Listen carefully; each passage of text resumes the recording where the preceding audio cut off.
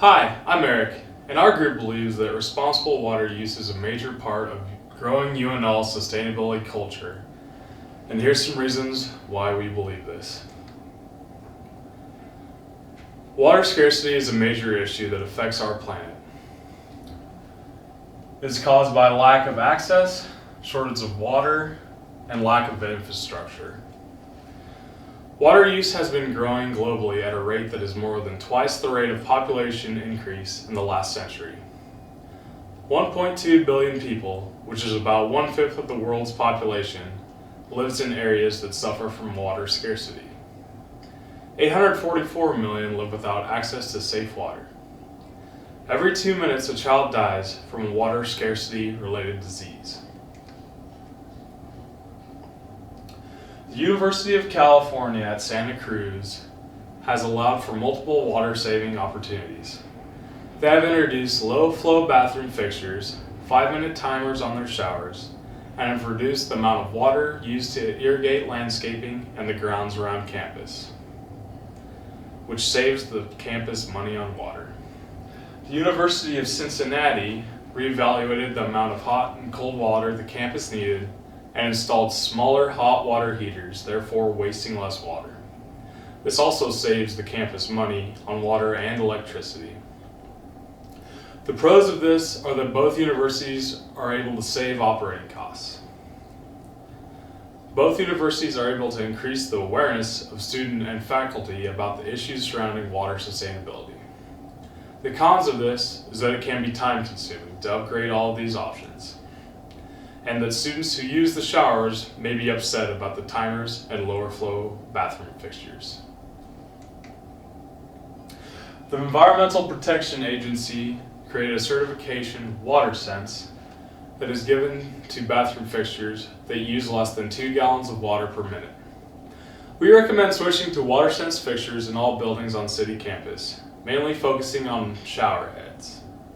With around 14 resident halls, a campus recreation center, and multiple athletic facilities, there are about 1,100 total shower heads on city campus.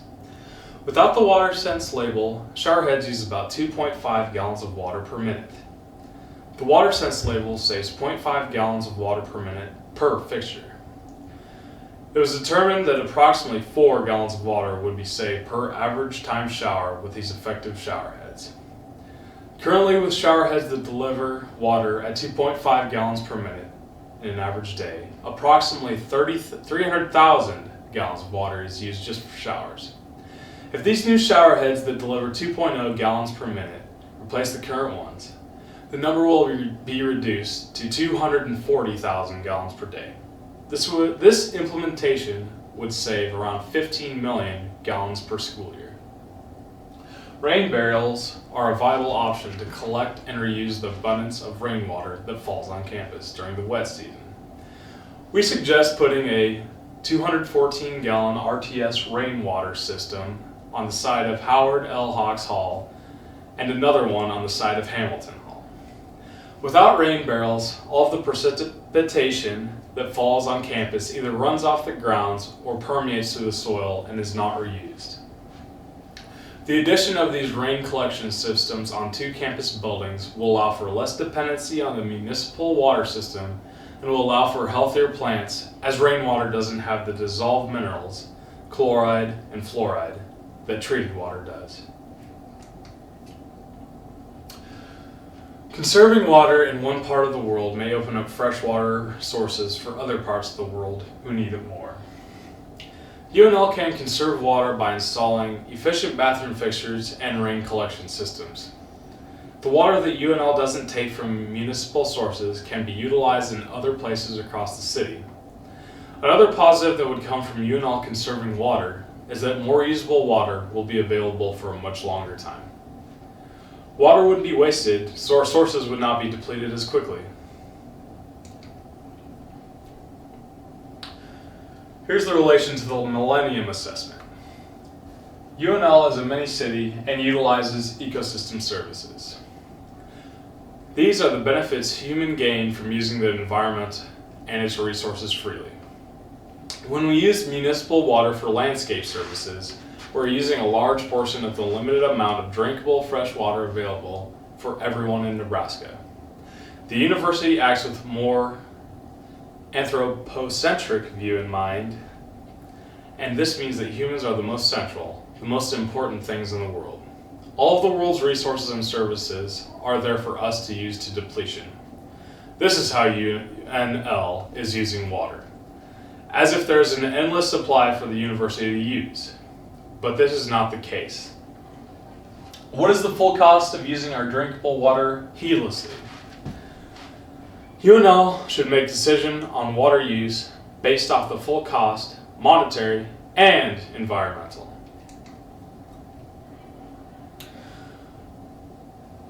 The water cycle is the hydrosphere. 70% of Earth is covered in water. 2.5% is fresh water, and 0.007% is available to fuel and feed 6.8 billion people. What economic factors need to be considered? Large amount of fresh water is deep underground and costs too much to extract. The cost and impact of water use for things that are not life-sustaining is unnecessary due to lack of upgrades and the high cost of innovative practices bring. What societal factors need to be considered? Education on the importance of water conservation is very slim currently. We need to know where and how we are losing it. Pollutants in city water, runoff, and resources affect many at-risk communities. Why is it important that responsible water use be part of the sustainability culture at UNL? What should UNL's goal be? Water is necessary for life. Students drink water every day.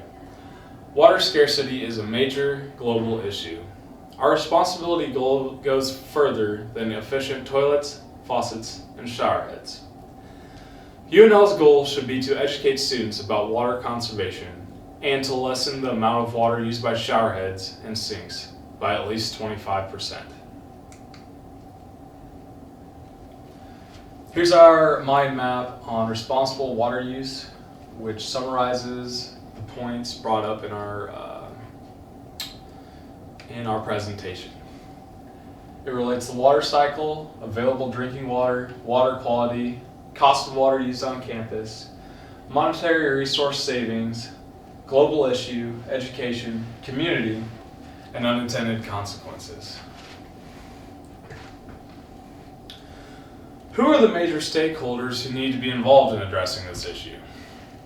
Who are the primary and secondary stakeholders? The board, the state, the government, facilities, landscaping, taxpayers, and the university students. What are the highest concerns of the stakeholders? High cost, getting a return on their investment, the aesthetics of the university grounds, and the extra duty and training of personnel. Our group's environmental ethic is: we value the right of all humans to have access to fresh, clean water, and we can accomplish this through dramatically decreasing the amounts we use in day-to-day life. We base this environmental ethics standard on a common good approach and the utilitarian approach. The utilitarian approach is the approach that produces results that are more beneficial than they are harmful. The common good approach is based on respect and compassion for all persons within a community and take in consideration the welfare of everyone.